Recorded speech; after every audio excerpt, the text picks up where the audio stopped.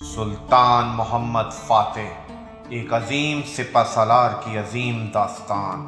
قسطنطنیہ کی فتح کی سعادت 7ویں عثمانی فرمانروا سلطان محمد فاتح کے حصے میں آئی۔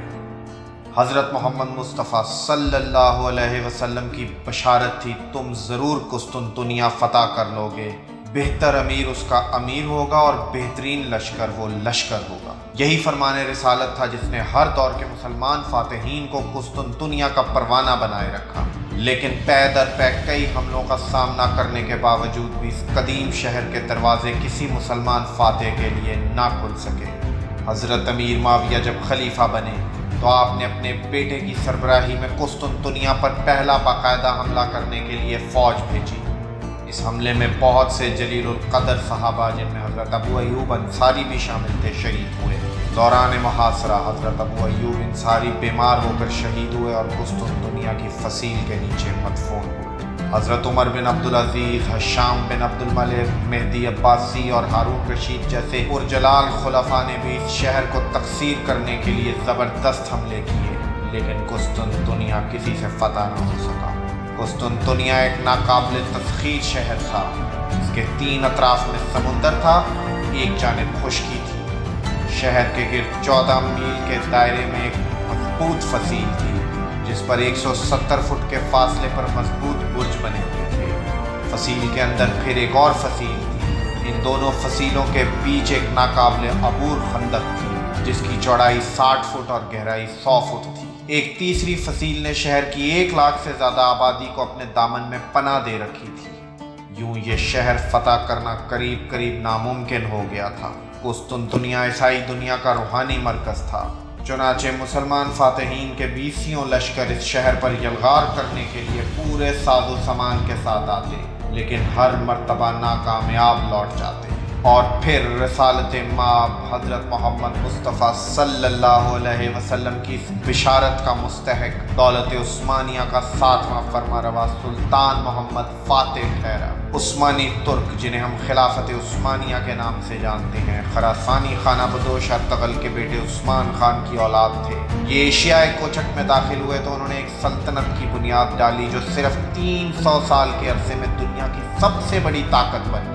اس کے عروج کا دور مشرق میں سلطان سلیم اور مغرب میں سلیمان اعظم پر ختم ہو جاتا ہے، لیکن دولت عثمانیہ کا سب سے مشہور فرمانروا سلطان محمد فاتح ہے، جس کے ہاتھوں سرکار دو عالم صلی اللہ علیہ وسلم کی بشارت تکمیل کو پہنچی۔ قسطنطنیہ کی فتح کے لیے ہونے والی یہ جنگ حیران کن واقعات اور تاریخ پر مبنی ہے۔ سلطان محمد فاتح نے 40 روز تک شہر کا محاصرہ کیے رکھا، شہر کی فصیل توڑنے کی ہر ممکن کوشش کی مگر ناکام رہا۔ ایک سرنگ کھود کر فصیل کے اندر پہنچنے کی کوشش بھی کی مگر یہ تدبیر بھی کارگر نہ ہوئی۔ سمندر کے راستے گولڈن ہارن کے اندر بحری جہاز داخل کرنے کی کوشش کی مگر قیصر قسطنطین نے گولڈن ہارن میں سمندر کی جانب بندرگاہ کے دہانے پر ایک بھاری لوہے کی زنجیر اس طرح باندھ دی تھی کہ کوئی جہاز اندر داخل نہ ہو سکتا تھا۔ سلطان کے وزیروں نے اسے مشورہ دیا کہ قسطنطنیہ کو فتح کرنا ناممکن ہے، لہٰذا بہتر یہی ہے کہ واپس چلا جائے، مگر سلطان محمد فاتح ہر قیمت پر رسول کریم صلی اللہ علیہ وسلم کی بشارت کو پورا کرنا چاہتا تھا۔ اس نے ایک ناقابل یقین تدبیر پر عمل کرنے کا فیصلہ کیا۔ باسفورس کے پہاڑوں کے ساتھ ایک وسیع اور گھنا جنگل تھا۔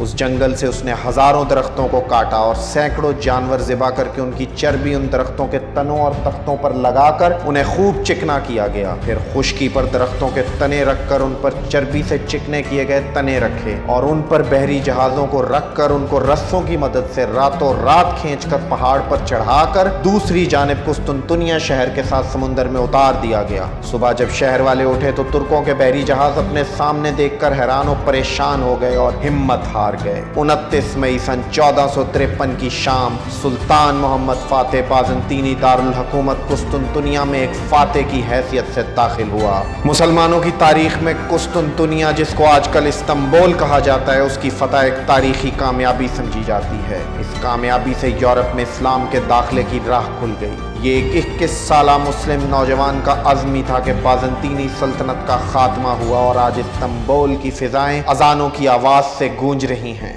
سلطان محمد فاتح آج ترک قوم کے ایک ہیرو کے طور پر جانے جاتے ہیں۔ قسطنطنیہ کی فتح محض ایک شہر پر ایک بادشاہ کے اقتدار کا خاتمہ اور دوسرے کے اقتدار کا آغاز نہیں تھا۔ اس واقعے کے ساتھ ہی دنیا کی تاریخ کا ایک باب ختم ہوا اور دوسرے کی ابتدا ہوئی۔ ایک طرف 27 قبل مسیح میں قائم ہونے والی رومن امپائر 1480 برس تک کسی نہ کسی شکل میں برقرار رہنے کے بعد اپنے انجام کو پہنچی، تو دوسری جانب عثمانی سلطنت نے اپنا نقطۂ عروج چھو لیا اور وہ اگلی 4 صدیوں تک 3 براعظموں ایشیا، یورپ اور افریقہ کے حصوں پر بڑی شان سے حکومت کرتی رہی۔ Subscribe to my channel and also press this bell icon so you never miss any new updates, cause whenever we upload new video you will get a notification on your phone.